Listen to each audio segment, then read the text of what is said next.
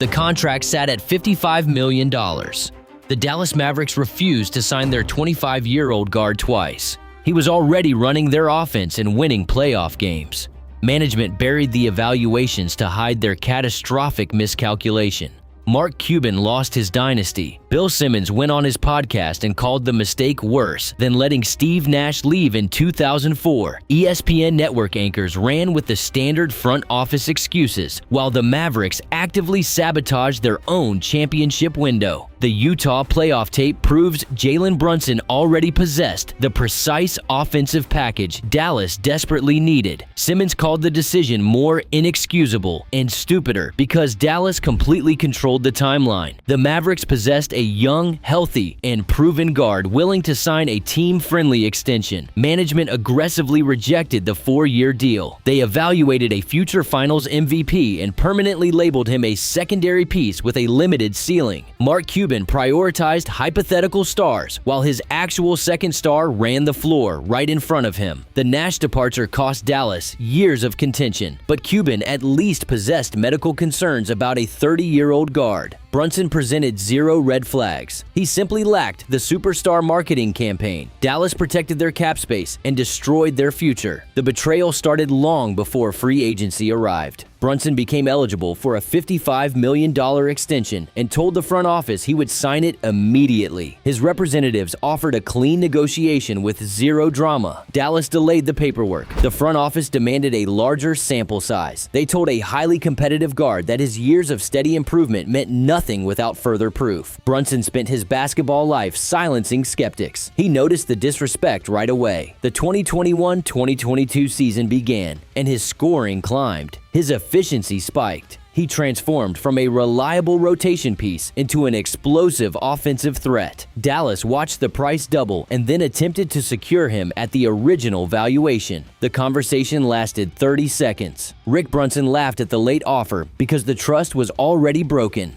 The Mavericks treated a premier talent like a disposable asset and expected blind loyalty in return. The first round of the 2022 playoffs exposed the incompetence of the Dallas front office. Luka Doncic missed time against the Utah Jazz. Analysts predicted a swift elimination for the Mavericks. Brunson stepped into the void and carried the offense. He dismantled the Utah defensive schemes, handled suffocating playoff pressure, and won games as a primary creator. Every national television broadcast raised his market value. Michael Wilbon pointed out that watching Brunson lift a trophy elsewhere forces the Dallas management to feel dense. The talent was never hidden.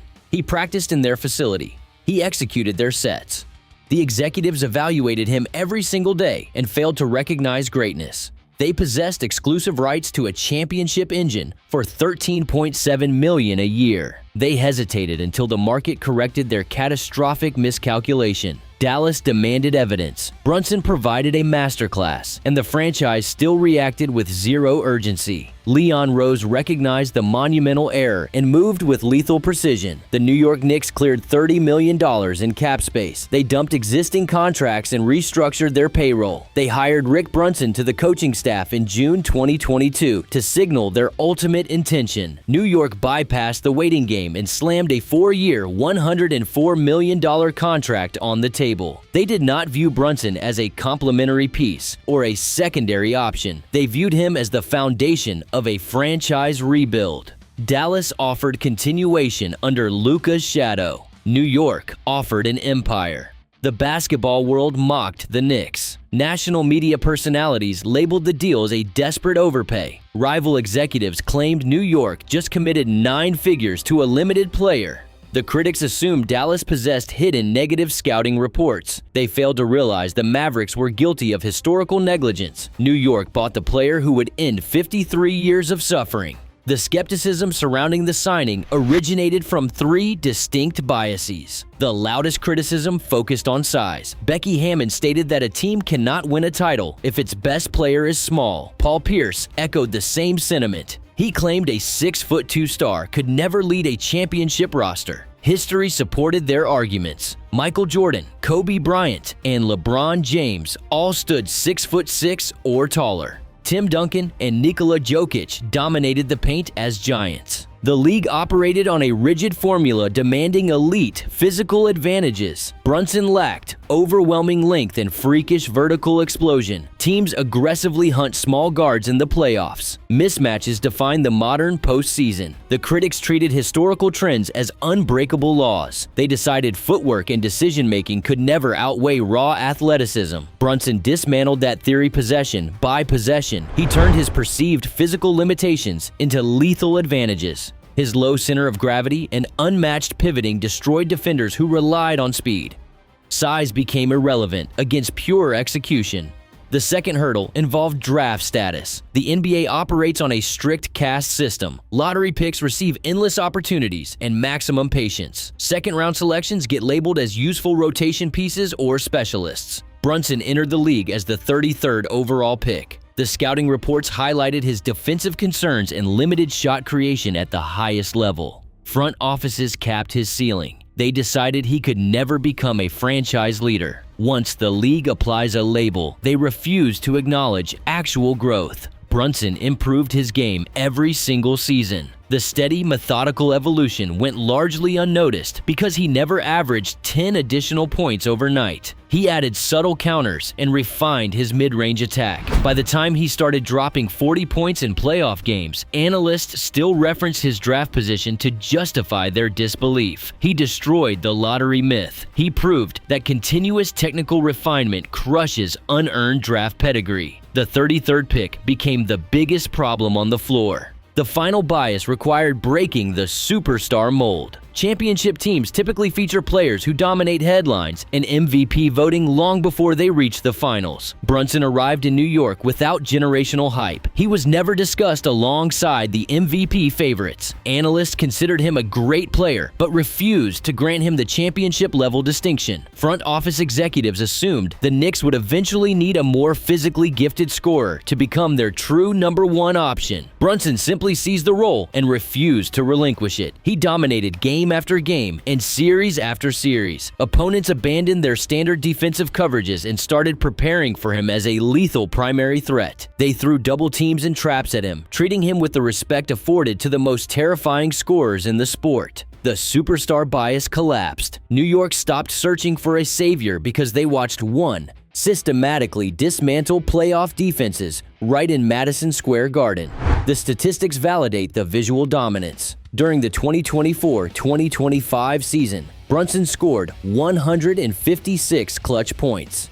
That ranked second in the NBA. His 5.6 clutch points per game led the league. Volume often masks inefficiency, but Brunson shot 51.5% during these high-pressure possessions. He secured the Jerry West Trophy for his unmatched execution when games hung in the balance. He did not lead the league in total clutch opportunities. He simply maximized the possessions that mattered. The Knicks handed him the ball when every defender in the arena knew what was coming. He produced answers regardless of the coverage. This invisible leadership transformed the roster. New York stopped panicking when facing massive deficits. They recorded 5 separate playoff victories after trailing by 20 points. No other franchise demonstrated that level of resilience. The team mirrored the certainty of their point guard. When Brunson looked comfortable down 20, the rest of the players stopped rushing their shots and executed. The culture shift materialized during the playoff series against Philadelphia. Brunson shattered the franchise postseason record by exploding for 47 points. He dragged New York to a commanding series lead through sheer offensive willpower. He scored from all 3 levels, absorbed flagrant contact, and punished the defensive rotations. Teammates fed off his aggression. Before his arrival, the Knicks operated as a fragile organization waiting for the inevitable collapse. They employed 22 different head coaches since their last title. Hope always ended in disaster. Brunson installed a culture of grit and toughness. He rejected personal accolades and publicly demanded collective team success. The city embraced his authentic, hard-nosed approach because it aligned with the historical identity of New York basketball. The franchise stopped operating as a punchline. Madison Square Garden transformed back into a hostile fortress. He erased decades of institutional trauma by refusing to lose. Brunson then made a decision that cemented his legacy before the ultimate victory. The modern NBA dictates that superstars extract every possible dollar from their organizations. Generational wealth remains the primary objective. Brunson abandoned that protocol. He signed a discounted extension, leaving an estimated $113 million on the table. He walked away from maximum earnings to guarantee roster flexibility for the front office. This unprecedented financial sacrifice allowed New York to aggressively add talent around their core while navigating severe salary cap restrictions. The original $104 million contract already represented stunning value. His extension redefined team building. Carmelo Anthony secured massive contracts and generated immense excitement, but he never delivered a championship. Julius Randle restored relevance and playoff basketball, but fell short of the ultimate prize. Brunson bought the Knicks a legitimate championship window with his own money. He proved that winning superseded his financial profile. The investment paid out massive dividends during the 2026 NBA Finals. New York reached the championship series carrying the weight of a 53-year drought. Closeout games historically dissolve into nervous, ugly affairs where shots stop falling and players crack under the pressure. Brunson delivered the greatest finals performance in the history of the franchise. He dropped 45 points in the clinching road victory. He buried 4 three-pointers and poured in 15 points during the critical fourth quarter. The final box score revealed an absurd statistic. Brunson accounted for 47.9% of the total points scored by New York in the deciding game. He supplied almost half of the offensive production on the night the Knicks finally captured the trophy. Only Michael Jordan exists on that specific list of historical dominance. Brunson controlled the tempo, broke the defensive schemes, and ripped the championship away from the opposition. The performance permanently silenced any remaining detractors. The league handed him the Finals MVP trophy without a single debate. He averaged over 32 points across the 5-game series. He shot with elite efficiency and managed the late-game situations flawlessly. He became the absolute first player in the storied history of the New York Knicks to win the Finals MVP award. A franchise dating back to the 1940s, featuring legendary Hall of Fame talent, finally found its ultimate closer. Paul Pierce publicly admitted his initial assessment was wrong. Former critics quickly revised their old scouting reports, suddenly interpreting his lack of size as undeniable proof of his supreme skill. His draft position morphed from a limitation into a testament to his sheer perseverance. The traits they weaponized against him became the definitive reasons for his success. Championships force immediate reevaluations. Brunson did not just defeat the opposing team, he defeated the foundational assumptions of modern basketball evaluation. He forced every front office to reconsider what greatness looks like. The contrasting trajectories of Dallas and New York expose a devastating reality about talent evaluation. Teams frequently fall into the trap of hunting greatness in rival arenas while ignoring the development happening inside their own facility. Luka Doncic possesses brilliant offensive gifts, but his absolute dominance creates a dangerous dependency. Dallas assumed they could replace the secondary production. They failed to recognize that playoff basketball ruthlessly punishes teams relying on a single engine. Brunson operated as the perfect antidote. He punished defensive mismatches while Doncic rested. He organized the offense without demanding the primary spotlight. The Mavericks lost their bridge to the future because they demanded absolute certainty before committing financial resources. They wanted a cleaner prototype and a bigger name. New York ignored the prototype and bet everything on the character of the player. They provided him with the necessary runway and allowed him to define his ceiling. Dallas offered hesitation. New York offered belief. Brunson holds the Finals MVP trophy. The championship banner hangs inside Madison Square Garden.